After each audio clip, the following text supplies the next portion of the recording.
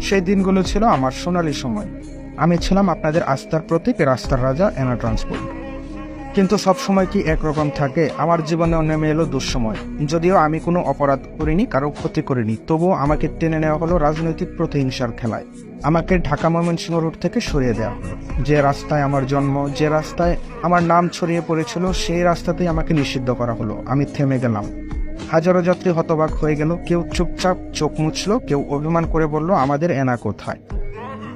নতুন নতুন নাম এলো এই রুটে, কিন্তু আমার মতো ভরসা কে দিতে পারলো? আজও মনে পড়ে সেই ছাত্রের কথা, যে প্রথম ঢাকায় ভর্তি পরীক্ষা দিতে গিয়েছিল আমার সিটে বসে। সেই মায়ের কথা, যে অসুস্থ ছেলেকে নিয়ে হাসপাতালে দৌড়েছিল আমার কাঁধে ভর দিয়ে।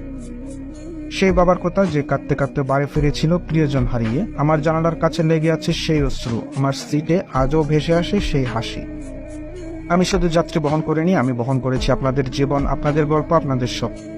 তাই তো আজও কেউ কেউ বলে এনার মতো শান্তি পায়নি অন্য কোথাও। কেউ আবার কষ্ট করে বলে এনার নাম শুনলেই বুক কেঁপে ওঠে। এসবই তো আমার সম্পদ। আজ আমি রাস্তায় নেই, কিন্তু আমি আছি আপনাদের হৃদয়ে। রাজনীতি হয়তো আমাকে থামিয়ে দিয়েছে, কিন্তু আমাকে মুছে ফেলতে পারেনি। আমার চাকা আবার ঘুরবে, আমার হর্ন আবার বাজবে, আমার সিট আবার ভরে উঠবে আপনাদের স্বপ্নে। আমি থেমে গেছি, কিন্তু শেষ হয়ে যায়নি। আমি এনা ট্রান্সপোর্ট, আপনাদের ভরসা, আপনাদের স্মৃতি, আপনাদের আস্থা।